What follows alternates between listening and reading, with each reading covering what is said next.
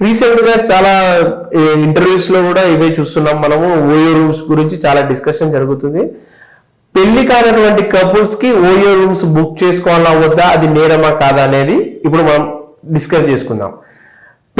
పెళ్లి కానటువంటి couples OYO రూమ్సే కాదు, ఎక్కడైనా హోటల్స్ ని వాళ్ళు బుక్ చేసుకునే అధికారం వాళ్ళకు ఉంటుంది. అదేవిధంగా అది చట్టపరంగా ఎటువంటి నేరం కాదు.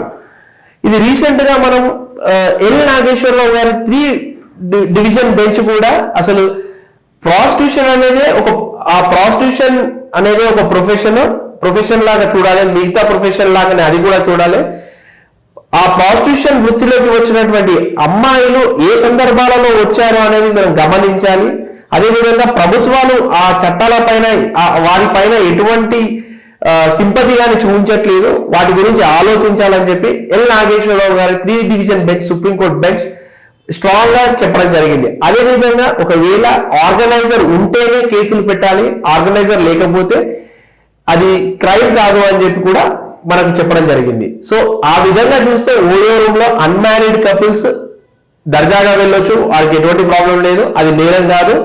ఒకవేళ వారు రూమ్ బుక్ చేసుకొని ఎవరైనా పోలీసులు వస్తే అన్మ్యారీడ్ కపుల్ మీరు ఎందుకు ఉన్నారు ఇక్కడ అంటే, ఇది మేము టైం స్పెండ్ చేయడానికి వచ్చాము, ఇది దీంట్లో ఎటువంటి తప్పు లేదు, ఎటువంటి నేరం లేదు అని చెప్పి మీరు చెప్పొచ్చు, మీ అధికారాన్ని మీరు చెప్పొచ్చు. అదేవిధంగా మీ యొక్క ఆధార్ కార్డుని చూపించాలి, అతనికి సంబంధిత పోలీస్ అధికారికి ఆధార్ కార్డు చూపించి మేము మేజర్లము, మా ఇష్ట ప్రకారమే మేము ఈ రూమ్ బుక్ చేసుకొని అమ్మాయి అబ్బాయి ఇద్దరు ఈ విషయాన్ని చెప్పాలి పోలీసులకి.